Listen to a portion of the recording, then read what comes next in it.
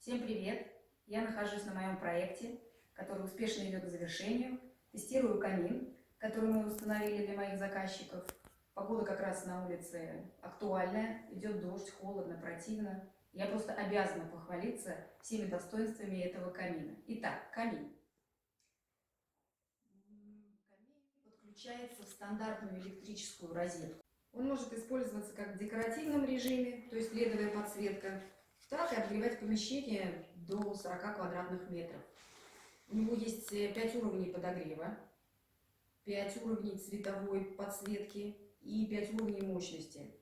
То есть его тепловентилятор это мощностью 2000 Вт.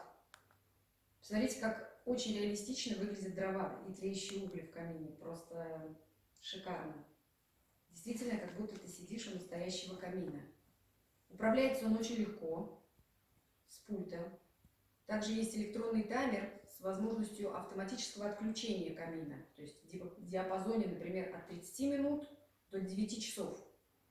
Но самое главное, его преимущество, и я считаю, что это очень важно, передняя панель всегда остается холодной, что обеспечивает безопасность в случае прикосновения маленьких детей или если у вас есть животные.